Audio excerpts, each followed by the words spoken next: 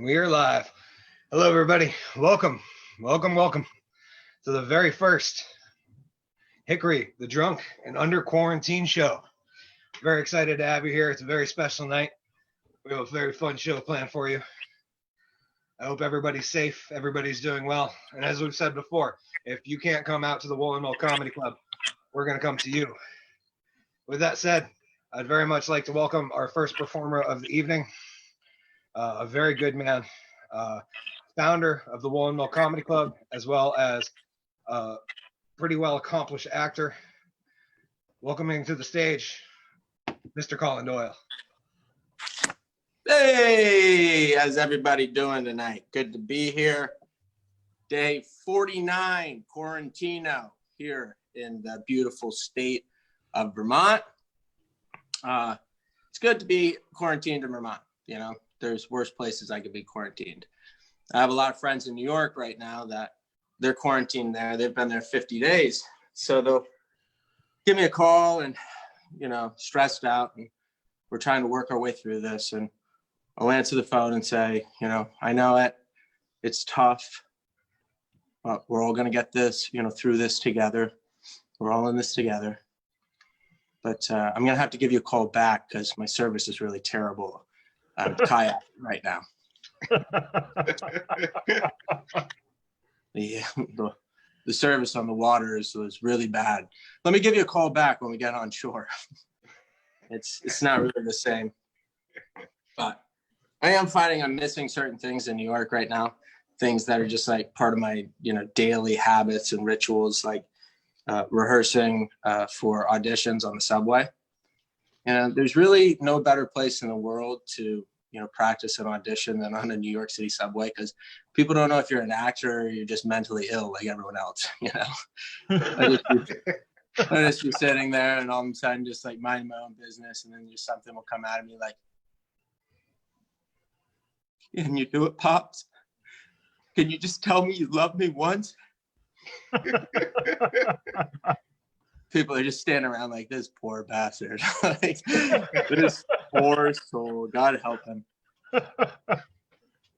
But it's funny, like going almost, you know, 2 months not going back to my neighborhood in Brooklyn. I'm wondering if, like, when I get back and take the subway, if like the panhandling's gonna have changed, you know. Like I'm gonna get on the subway and I'm just gonna hear people be like, excuse me, everybody, I do not mean to alarm you, but I am trying to pay my rent on my 1-bedroom apartment in Williamsburg. If anybody has $5,000 to $6,000 that they can help me out with, that would be greatly appreciated. I'm not above accepting food. I will accept avocado toast, a Negroni, or a kale salad. Thank you.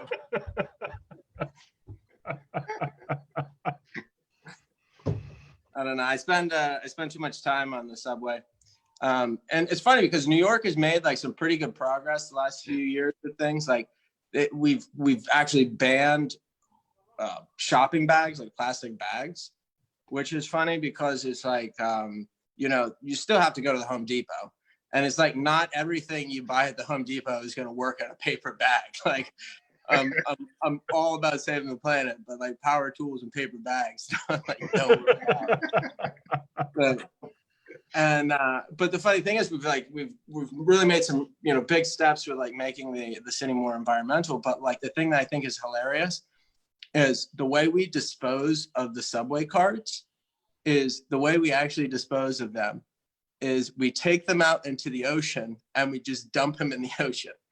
In the Atlantic Ocean. We've been doing this for some time, and the way they get away with it is they make this whole argument. They're like, you know what a subway is like? It is like a coral reef. It's like we're building coral reefs out there. And I'm like, you know what's different? The difference between a subway, a cart, and a coral reef is, Hickory? What is that? Everything. Absolutely everything is different. Like a coral reef is a thriving, living, breathing ecosystem. A subway cart is an old subway cart. Like I have been scuba diving in like coral reefs. You know, I don't think I'm ever gonna like snorkel or scuba dive like next to a train cart and look at it and be like, wow, there's one of God's real great creations right there. like look at that. That is just beautiful. I don't know. But it's good to be here. It's good to be co-hosting with you tonight's Appreciate show. you being here, good sir. Yeah, should I bring in the next performer? Yeah. I do Sorry. believe that's the Sorry, Pat, you're breaking up a little bit. Well, I guess, ladies and gentlemen, that's my time. Thank you so much. I'm going to introduce our next act. Tune in May 8th on WCTV, 8 p.m.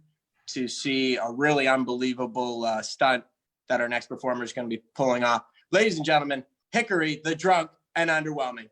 Give it up. Good evening, ladies and gentlemen. For I am Hickory, the drunk and underwhelming.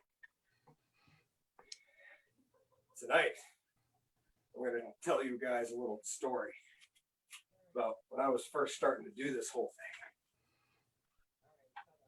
See, Hickory, the drunk and underwhelming is not as dumb as he may look. Now, when he first learned how to play around with a pack of cards a little bit, what I had decided is that instead of, maybe showing off my feats for normal people, that I would maybe go to a club, that type being a poker club, and win some money with my newfound magic skills, being able to play a deck of cards.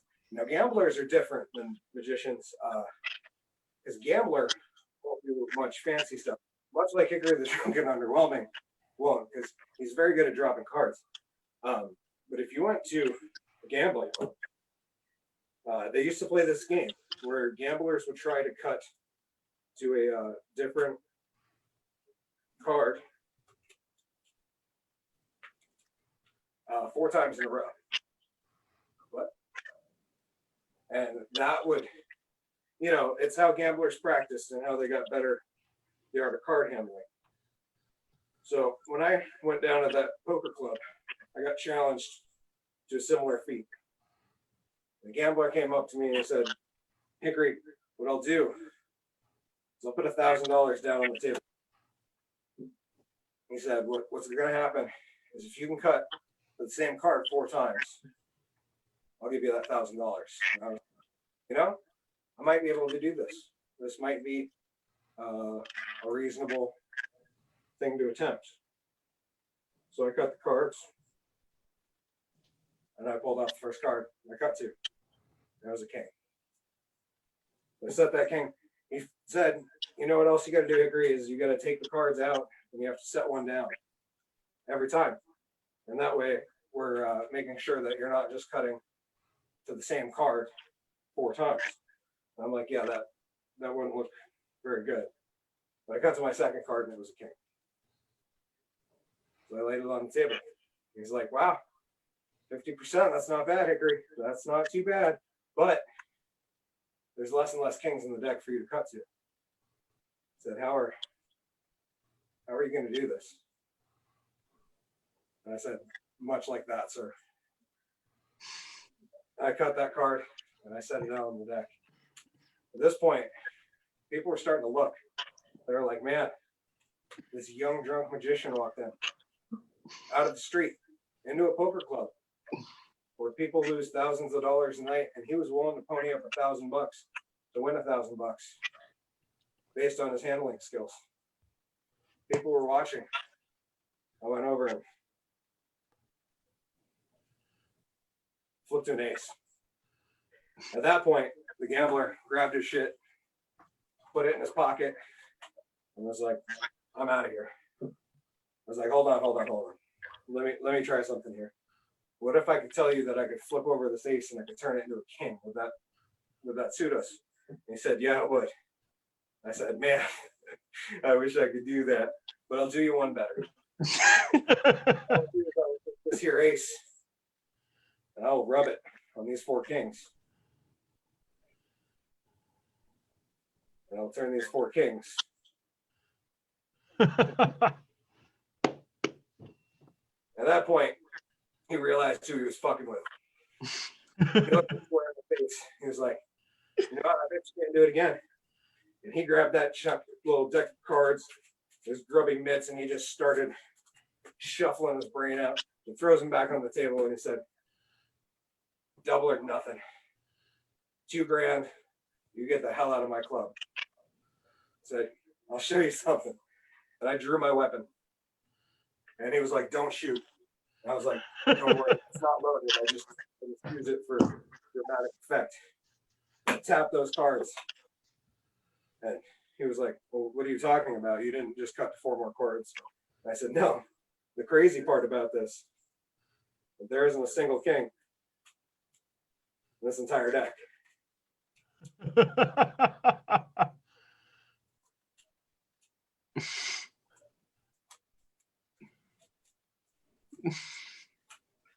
was like, God damn, that was magical. Hickory, how'd you do that? And I said, to be honest, the truth is that I had a king in this pocket.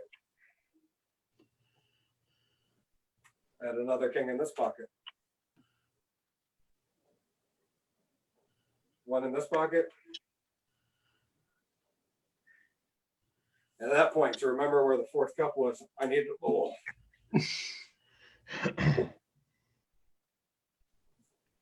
Oh, it's better. I said, your 4th king, sir, is right fucking here. I'm Hickori the Drunk and Underwhelming. We'll see you next time.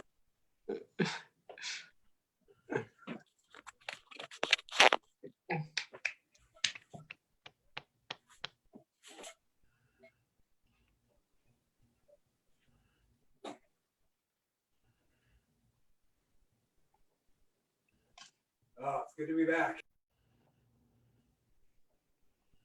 So we should bring on our next guest. Yeah, I believe the next round of business. Thank you, Hickori the Drunk and Underwhelming, for having such a great little spot there. But yeah, let's bring out our next guest. This gentleman is a great friend of the comedy club, a great friend of Collen Doyle, a very great friend of Mr. Hickori the Drunk and Underwhelming, and a list of other people that, you know, live too far away to visit right now because we're under fucking quarantine. He is a Vermont Comedy Outlaw original and a very dear friend of ours. Please welcome to the stage, Mr. G.W. Foley. Hey, how's it going, everybody? Welcome. Hey! Oh, man. So is anyone else having issue with toilet paper lately?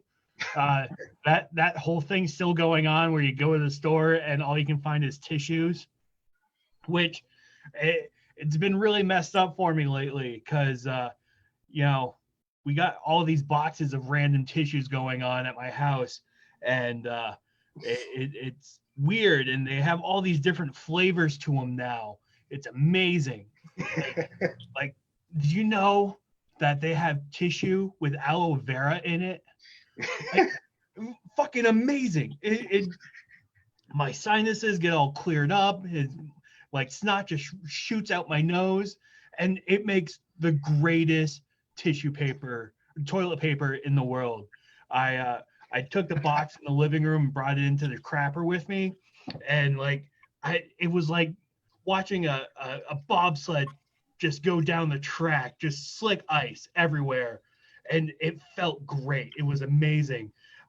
Unfortunately, I got a little too vigorous with it, and when I'm wiping and just kind of going, my finger kind of popped through because of all the friction, which made me go, oh man, that feels incredible.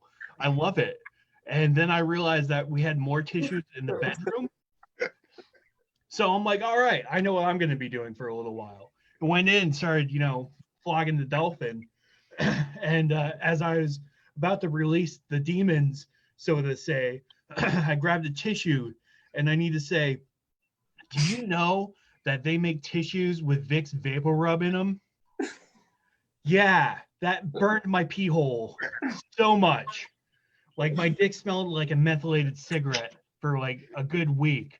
And I know because I was walking down the street and some sea urchin was just like, "Hey, can I bum a cigarette?" And you know this type of girl. She's the one that like goes, "Oh, I only smoke when I drink," but she's drinking at 9 o'clock in the morning. Redneck mimosas, and that's Sunny Delight and Miller High Life.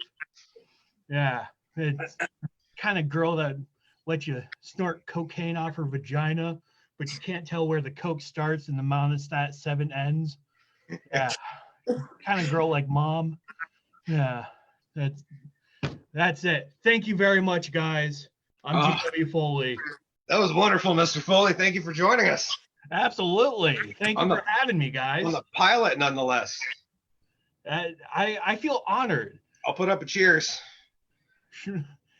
my glass of clear liquid. Is it water or is it vodka? No one knows. Isn't that the reason they invented the solo cup? So that you could look like you're drinking Kool-Aid or anything else. And then they came out with Mike's Hard Lemonade, and now it just smells like you're drinking fucking Kool-Aid anyways. So you pour that in a solo cup, you're covered. It could be worse. It could be one of those hard seltzers. No.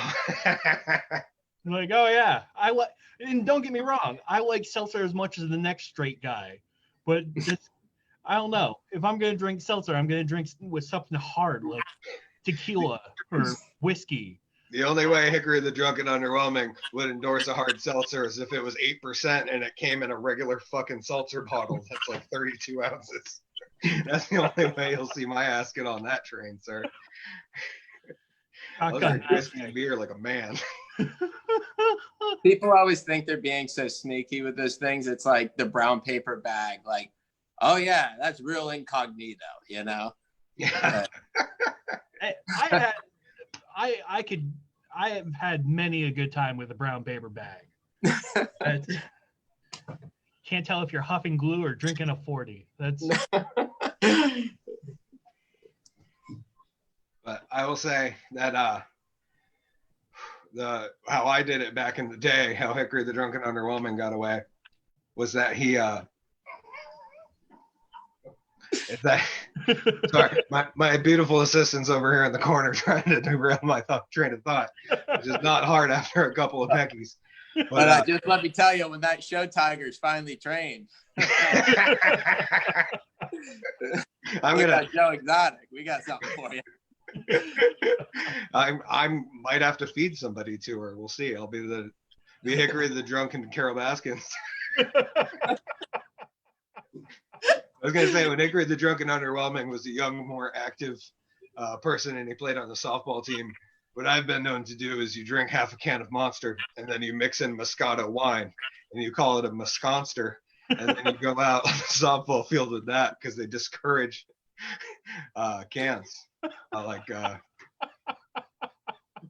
You know what I saw someone drinking the other day at the store was a Surge. How old is that thing?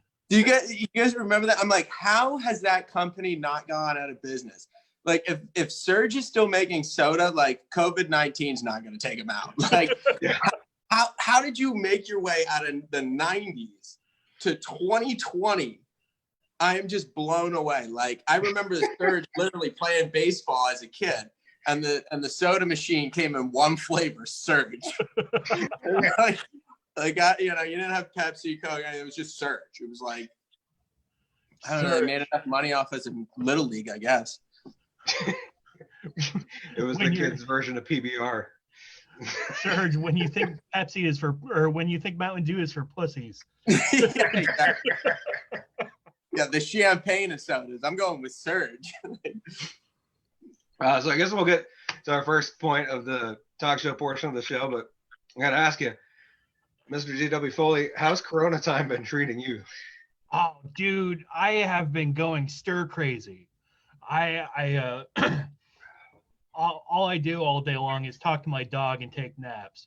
That's basically it. And he's kind of looking at me going, dude, you need to get your shit together, man. Like, That sounds like a great life for a week. I went a week without showering, not realizing it. Like, my wife was just like, "Hey, honey, I know you're kind of going through some stuff right now, but you really smell like ass."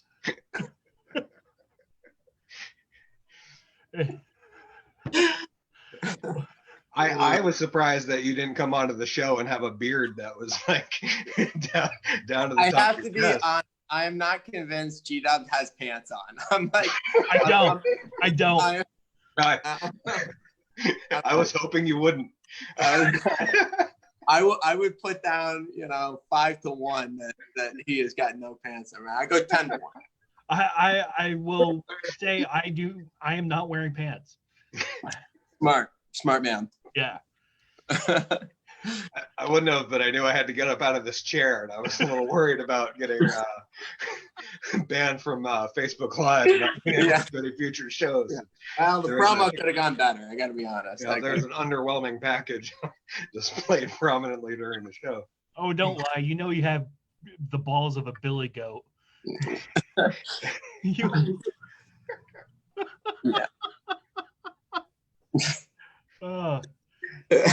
I'm glad GW had the same image I did. I'm just seeing the same thing. I have to say, like, coming like day 50, like I used to think of myself as like a decent cook, like I enjoy cooking something, I find relaxing and whatnot. And that's like come like 50 days cooking for myself. I'm like, I know 9 recipes. I'm like, I am over this, like I'm so ready for someone else to cook for me at this point. It's I've lucked out because I live in a metropolitan area of Rutland, Vermont, and we still have like restaurants doing delivery and shit, and the delivery guy now like knows me. Like I call up to the store and he, "Oh yeah, we'll be right over, and how's the dog doing?" And it's like, buddy, like we do not have that type of relationship yet. Let's get this straight, okay? You're my delivery guy, all right? I'm so starved for social contact that spend like 10 minutes talking to telemarketers just to know there's a person on the other line and not a robot. I saw a friend of mine's father the other day when we were filming, and I was like, "Hey, how are you?" And he was like, "Hey, Collen, how you doing?" And whenever anybody asks me that, I always say miserable, just because everybody always says they're good. So I'm always just like, miserable, And he looks at me and he goes, "Do you need attention?" I'm like, it's like, I mean, I don't even know what to say, It's like asshole, true. That's all of the above, I'm feeling the same way. Like I'm the only one home during the day, and when my wife comes in, it's just like, pay attention to me. I've been cooped up all day for like 8 hours just talking to the goddamn dog. I need love. I need kisses. Goddamn, give it to me, woman. And once again, she goes, "You smell." This is G-Dub coming in from his office, which is the room right off of the living room. I have been working my ass off in the office all day. I come home. I mean, what are we doing here? You expect me to cook? You expect me to clean? I'm working here, lady. I'm doing hard stuff. Yeah. How's your internet been holding up down there, G-Dubs, with the enhanced internet usage by everybody? You've been finding that things are dragging ass a little, or you guys been all right? I think there's someone leaking internet off of my Wi-Fi. Because like every once in a while, like I just get like these little surges of like, like it's like, oh, everything's fine, downloading at a good speed, and all of a sudden I'm like in 8-bit pixelation. It's awful. That's awful. Yeah. How about you, Collen? How's the internet down there been? It's been good. I think that I've been lucky that like, I've been trying to spend time outside, and trying to get outside. But it's like every time like I go on, I'm just like blown away with like how much people have gone live and like how much people are spending time on like the internet. Like I was like, I can easily put in like 5 hours a day on just looking at a screen, without batting an eye. And it's like, we used to think that was like something before. And now it's like we were in first year, you know what I mean? It's like, now, hey, guess what? We're going 24 hours a day at you. Here it comes, But I've just been like losing track of time. Like my dad said something about it's the first this week of a month. And I'm like, what month is that? What month am I in? Does it start with an M? Does it start with an A? I don't know. I couldn't tell you. Wait, is it Thursday? If you told me it was Thursday right now, I would be like, you could just tell me on anything. It has all become, I used to always like to say, different shit, same day, and that's what I'm living. I thought it was funny that everybody's been wanting to call it social distancing because social media has just been blowing up. Yeah. Everybody's just spending time on social platforms. But like if we're social distancing, shouldn't it be called physical distancing? Secondly, I feel like we're going to need a social media distancing break after this thing when things reopen and we get back into the world. That like people are going to have to like Facebook's just going to have to shut down for 4 weeks so people can have normal healthy relationships again. I agree. Like after we're done doing all this like comedy online, which is like, it's funny because like comedy goes in like booms and busts, things, and it's like been really wonderful the last couple years, and it was like this actually ultimate kind of boom in comedy in many ways, and now it's like it's kind of busting hard because we'll go online, we'll do different things, but it's like at the end of the day, the performances, you need audience feedback and live feedback from people. So hopefully for those of you staying and watching this at home, that's great. But, when we get back, like they say 50 people or less, and that's never been a problem here. So, and that's a great point, Colin, that feedback is very important. So if you guys like the show, please subscribe to Woolen Mill, subscribe to Hickory the Drunk and Underwhelming, subscribe to GW Foley, follow us. Feel free to comment and ask questions during the show. We're going to try to get to like a response to comments Q&A section at the last few minutes here. So yeah, feel free to leave the feedback. Let us know how we're doing. this is great. Tell us how we could improve because this is the greatest fucking show that's been done live online. I'm bomb-proof over here. I'm bomb-proof at the Woolen Mill.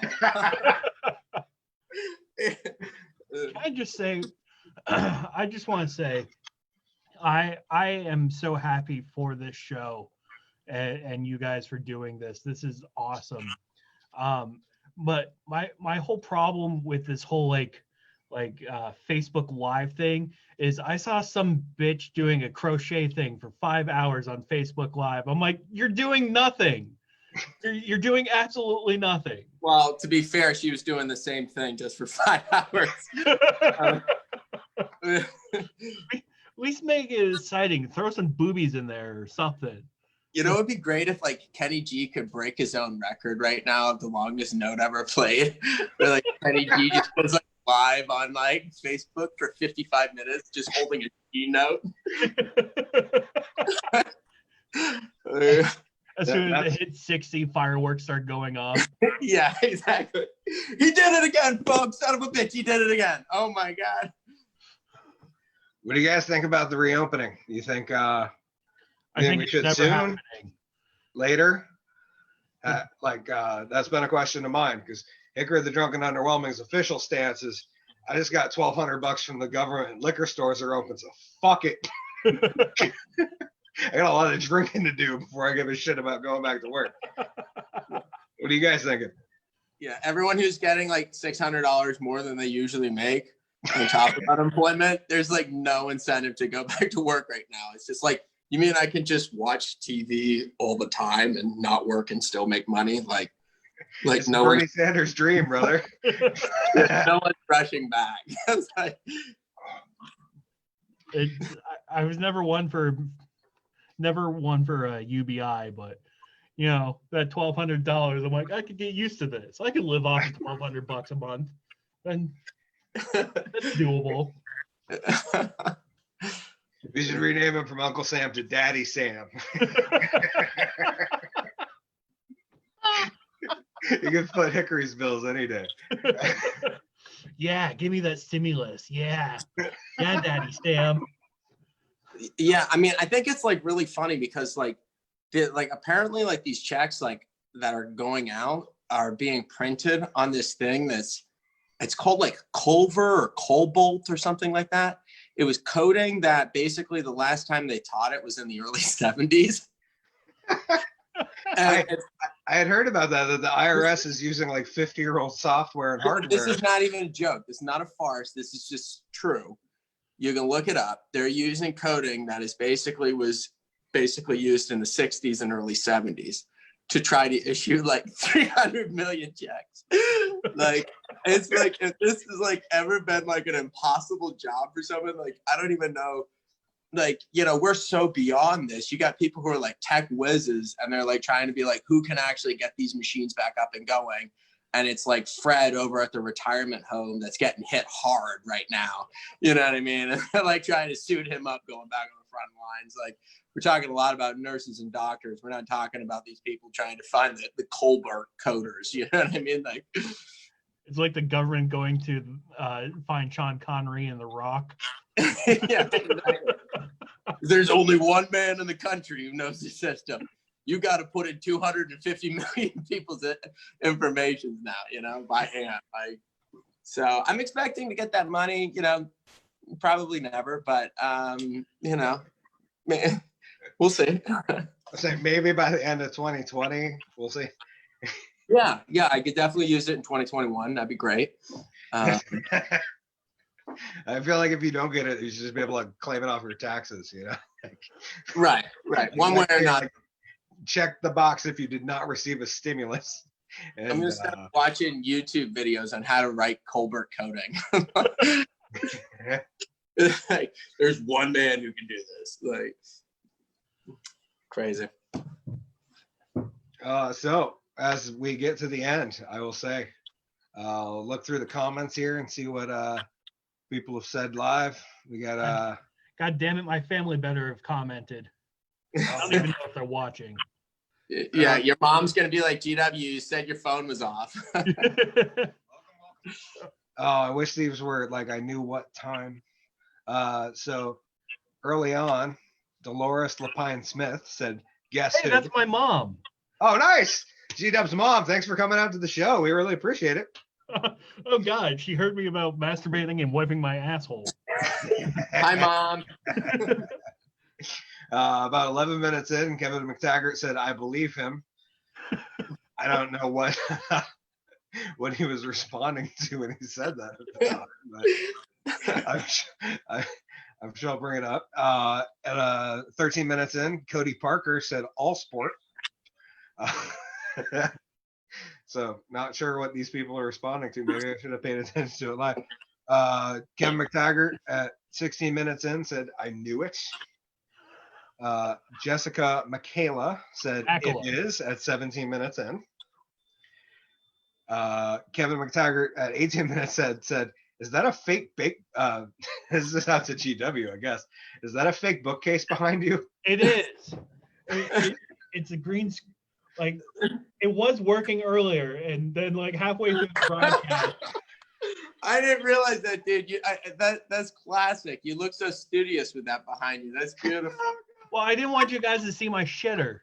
I love that. GW just painted his bathroom green during this pandemic so he could stream off his shitter. Gonna just turn around and flush right now. Yeah, beautifully comfortable place to do so. So, I mean, a king on his throne, GW. That's a hell of a smart as me, man. That's live streaming. I need to see is GW Foley in a king on his throne. Yeah, just shitting with Niagara Falls in the background. And every once in a while, we just hear a fart, and you don't acknowledge Yeah. it. It's just a random We fart. stream that live. I'm ditching this show. We're going all in. We're going to the bathroom to the studio. That's how I used to do my Thunderdome promos, was straight from the toilet. I remember those. Yeah.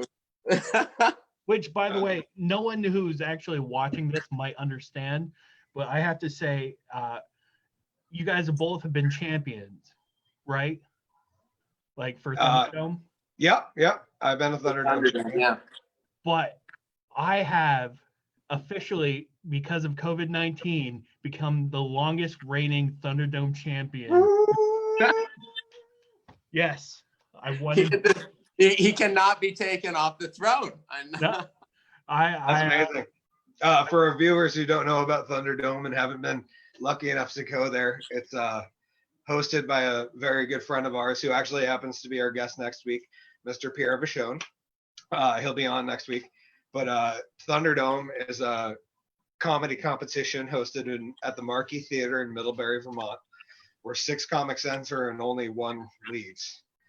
And that one leaves with a big-ass trophy and the Comedy Thunderdome champion. I will actually help sponsor a digital Thunderdome That'd be great. so we can take G-Dubs off the throne. It's too late. Still the longest running. Yeah, that's true. It's been 2 months. Difficult to beat. Yeah. See how he waited on that news till it was like 50 days in? Oh, fuck yeah. I'm not going to sit on that like, oh, hey, guys, don't we need to do another Thunderdome? It's been 75 days. That's been awesome. Oh, my God. My wife's my beautiful assistant's trying to get the cat in on the show. Hey. Anyways, other comments here. Matthew Wood, a friend I know, says, yo. And then he gives us a rock on face or emoji thingy. I'm guessing only because he doesn't know about being too delicious.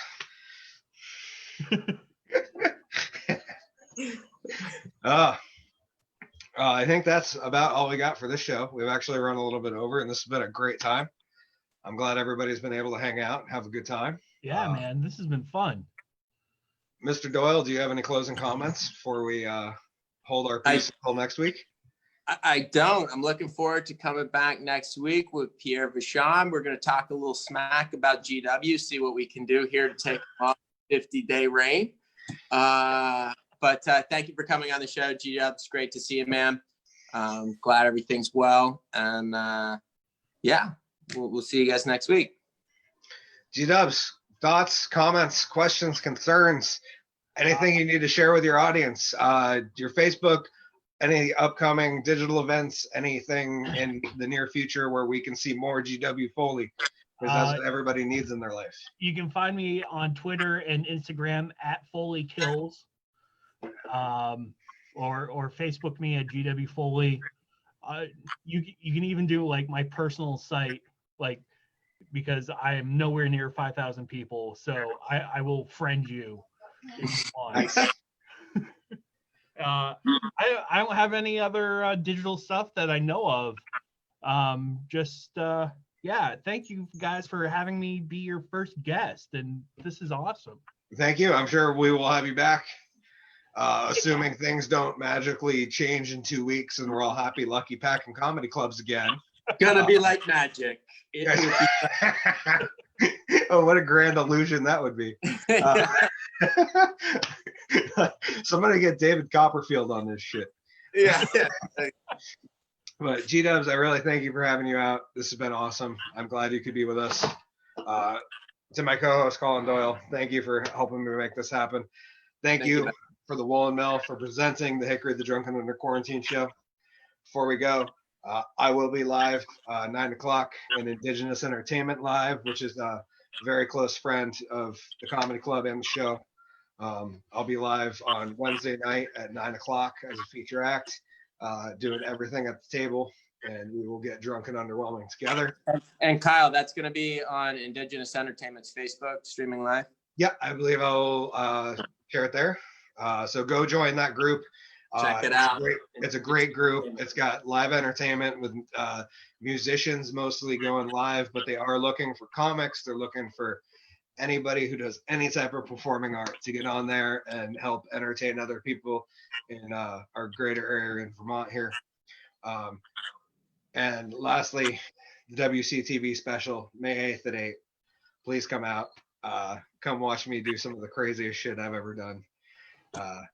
And remember, everybody, stay drunk and underwhelming and stay safe. Have a good night.